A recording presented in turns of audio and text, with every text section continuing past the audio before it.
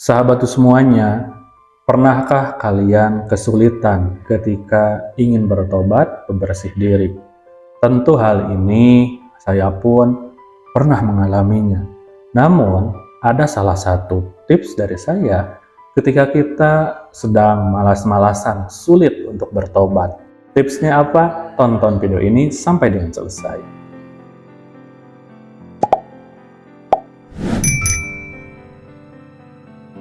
Sahabatku semuanya, tobat memang satu hal yang harus selalu kita kerjakan sebagai muslim, terutama kita yang banyak berbuat dosa maksiat. Setiap harinya kita harus melakukan tobat, beristighfar dengan sungguh-sungguh. Namun, yang menjadi persoalan adalah kita sebagai manusia yang hawa nafsunya seringkali liar, itu seringkali kesulitan, bahkan lupa harus bertobat. Padahal tobat merupakan salah satu cara kita mendapatkan ridho dari Allah dan cara kita untuk bisa selamat dari siksa kubur dan siksa neraka. Perlu teman-temanku ketahui, saya pun seringkali kesulitan ketika bertobat, terutama ketika diri ini banyak sekali dosa maksiat, apalagi ketika hawa nafsu yang sulit dikendalikan. Namun, ada salah satu cara untuk saya bisa bertobat, yaitu dengan cara membersihkan tempat ibadah, mau itu masjid, musola, ataupun ruangan khusus di rumah kita untuk beribadah. Kenapa harus membersihkan tempat ibadah?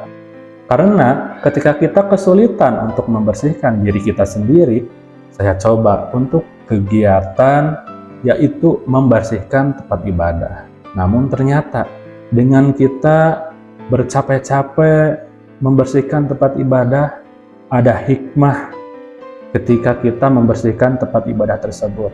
Ternyata secara tidak sadar turun rahmat dari Allah sehingga kita mendapatkan hidayah dan taufik. Lalu kita mendapatkan kekuatan untuk bisa betul-betul bertobat, betul-betul beristighfar. Nah, mungkin banyak teman-teman yang melihat video ini bertanya-tanya, apa hubungannya kita bertobat dengan membersihkan tempat ibadah? Karena membersihkan tempat ibadah merupakan salah satu simbol kesungguhan kita untuk betul-betul ingin membersihkan hati kita, membersihkan diri kita dari segala dosa maksiat yang kita kerjakan.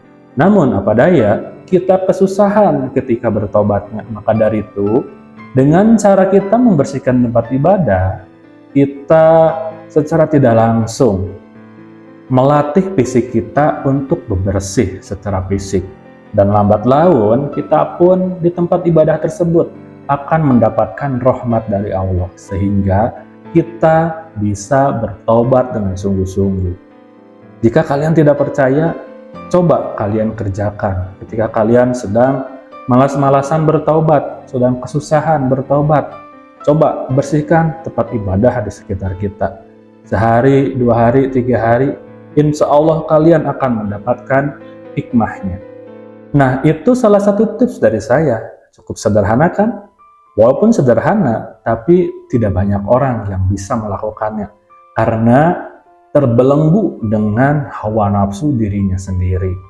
Terlebih bagi tipe-tipe orang yang keras kepala, keras hati, merasa dirinya itu tidak ada kesalahan, merasa hanya orang lain yang banyak kesalahan, merasa dirinya paling benar. Nah, itu yang harus kita pecahkan. Bagaimana solusinya ketika diri kita seperti itu agar bisa sadar diri.